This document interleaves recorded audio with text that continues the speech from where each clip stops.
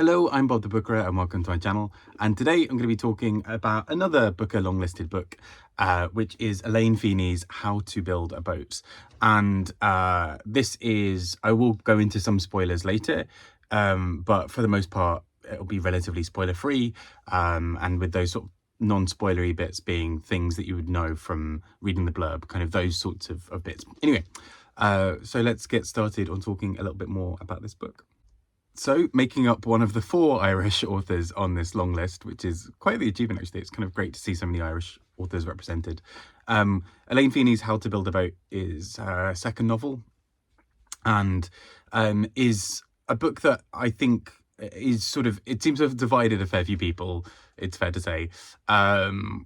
It's a book that deals with a sort of young child at the heart of it, Jamie, who is sort of a bit of a misfit or kind of a bit of an outcast in in the people all around him. He is a young boy who is going through quite a lot. He has recently lost his mother, and his whole goal, I guess, is to sort of build a perpetual motion machine to kind of in some ways have this sort of special moment back with her. There's kind of a desire to do something special to not necessarily bring her back, but to have some kind of connection to her. And this is largely involving sort of doing this in a boat. So there's a leap of imagination for this young boy where he is doing this to a boat and kind of thinking that this will be the perpetual motion machine. So he's this sort of kind of outcast in that sense, you know, from the people around him, but he's also he also speaks in a very different way to many of the other characters. I think he's I sort of hesitate to say this, but I think he's meant to be sort of coded as being sort of neurodivergent in some way within the book, although I don't think it's ever explicitly said. Either way, all the characters around him see him as being this very unusual character. He's sort of almost an adult in a child's body. The way he talks is very matter of fact. He will talk about things in a very sort of specific way. So, you know, someone will say, you know, this thing happened, and he'll say, no, but that doesn't make sense. You're not allowed to do that, blah, blah, blah. You know, he's that kind of character that sort of sticks out for that reason. And so there's this sort of dynamic where in school he's sort of bullied and sort of really pushed to the side.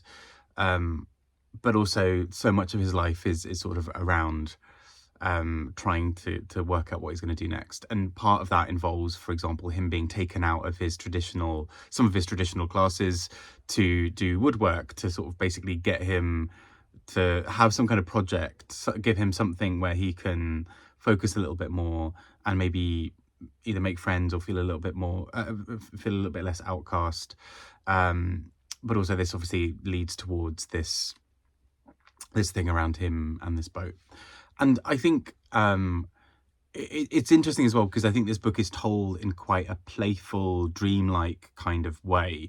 The narrative is often quite free form, and you know, the sentences will end midway or won't have punctuation, and we'll kind of go on to a new thought, and it'll sort of dart around a little bit like that. It'll have sort of things that we're less sort of typically used to seeing, I guess, in fiction as opposed to non-fiction. So we might get, for example, sort of slashes in between words. So, you know, I felt angry / sad, you know, those sorts of things that we're probably, you know, in a sort of more typical fiction story we don't normally get.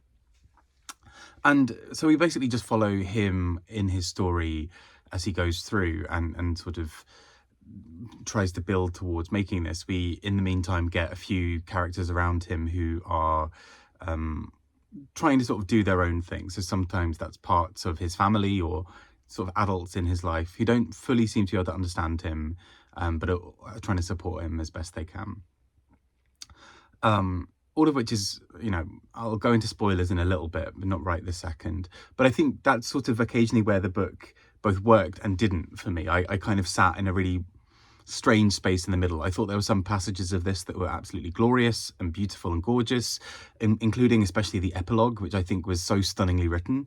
I think my issue with the book was that I occasionally felt like the characters were more ciphers for something else than being people, in that I think I occasionally found them a little bit kind of predictable is not the word, but that kind of a character is here and okay, now we're quickly moving on to this other thing because actually this character's done what they needed to. And I think overall what sort of didn't fully connect to me is I'm not sure how believable I felt parts of it were. And, you know, I'm happy to suspend disbelief. I'm happy to have characters and whatever who are on a different plane of existence or whatever, you know, kind of, I'm normally really happy for that. But I think that I found parts of this a little unbelievable in that sense, that it was being told as a fairly straight down the line kind of tale of these being real people. And yet, I don't know, there are characters who didn't really feel like they spoke like characters would speak. And I get also that if Jamie is coded as sort of being neurodivergent, he wouldn't maybe speak as we would expect everybody else who's neurotypical around him to speak. But I don't know, I occasionally felt like the way that he was positioned as talking set him up as not being realistic, but being instead a way to evidence that he was different and other, and at times to almost laugh a little bit at his expense, that he's saying these weird things that nobody else around him gets, or he's saying things in an unusual way that people aren't expecting. And that almost felt occasionally, to me at least, that it was being played a little bit to kind of be like, well, you know, that's absurd. And I don't know if that was fair. And I mean, in fairness, my reading of it might also be unfair in that respect. But I think I just struggled a little bit with that personally. Because I think it took me out of it. I think I found parts of it quite unbelievable, which was a shame because I think I really enjoyed the writing and the overall kind of feel, the sort of dreamlike quality of this and the way that this book builds. I still do think this book has a lot of ideal readers out there. Clearly as well, the Booker Prize judges loved it. I also think it's one of those things where it probably stood out quite comfortably alongside, you know, if you're reading 160 books, something like this that has a little bit more of a dreamlike quality, that has a slightly unusual style at times, I think would really stand out. And so I also see why this book had that kind of going for it as well. For me, some of those really glorious good bits, I think, were kind of counterbalanced by some bits that I just couldn't fully connect with in quite the same way. Not to say it's a bad book per se, but maybe it's just not really my thing in the same way. But anyway, with that, let's go on to some spoilers. So obviously feel free to log off here if you need to, if you don't want to hear any spoilers. But if not, I'm going to go into some light ones here. And it won't be a massive amount, but I mostly just wanted to talk about the way this book builds towards the end. So Jamie is sort of increasingly sort of working on this perpetual motion machine, and he is coming towards this idea of how he's going to do this really remarkable project that builds people. And at the end, we're kind of given this idea that he's meant to sort of have sailed off when everyone else is, you know, we're meant to be keeping quite close to each other. People are just doing a sort of a light bit of work and sort of paddling out a little bit or whatever. And he seems to sail off into the distance and seems to want to be moving towards where he's going. And I found the idea of this incredibly moving. I thought it was a really beautiful idea of this young child trying to understand something as big as grief and loss. And his way of doing that is to sort of take on this ambitious project and try and sail away and find his mother, or connect with her in some way. And then, as I mentioned earlier, the epilogue I thought was so beautifully written in terms of that, of this idea of watching things go on and the sort of the waves, the sort of the ebb and flow of human life and human existence and everything coming together in this really beautiful way. I thought was such a powerful idea and so beautifully rendered. I think my issue was then that feels very different to the rest of the book for me. It felt for me like this epilogue was this beautiful idea of where this book was going. And for me, the rest of the book didn't lead up to that. It was a sort of almost a standalone epilogue that had been given some context by the book, but that was a different thing. And I think added to that, at one point, the book shifts from third person into first person. And I don't think there was really an explanation given, or I don't think it needed to be first person. I don't think it necessarily added anything. And so I think for me, that kind of added to the sort of jauntiness, I guess, of this book. If is jaunty the right word? Maybe. This sort of slightly uneven quality to it. And I get that it's going for a sort of atypical narrative. And I normally like that. I don't know why, I just couldn't fully connect to it. But yeah, that for me, I think, was the sort of thing with this ending, where I thought the ending was transcendent. I thought it was glorious, it was beautiful. But I don't think I'd been carried all the way to that part by the rest of the book.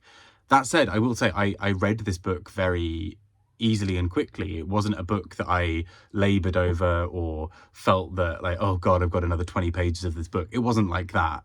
It was a book that I enjoyed the process of reading. I read it really comfortably and quite happily.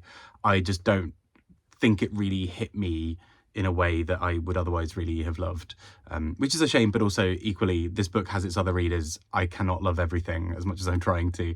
And so I think there's still a lot of beauty, a lot of joy and power in this book. I just don't think it necessarily resonated for me. But some really great moments as well in the book. Anyway, that's me rambling about this book. I hope you enjoyed it, if you managed to pick it up. And yeah, this is not like a full-on, this is a terrible book, throw it in the fire. It's not like that kind of thing at all. I think there's a lot of really good stuff in this book. I don't know, it just didn't fully work for me, and that's fine. But I hope you enjoyed it. I'd love to hear your thoughts. If you did really love it, I'd love to hear your thoughts on why, because it may well be that there's an approach I'd not seen, or, you know, a lens I'd not viewed it through. But I'd, yeah, hope you're doing really well either way. Take care and speak to you all soon. Bye-bye.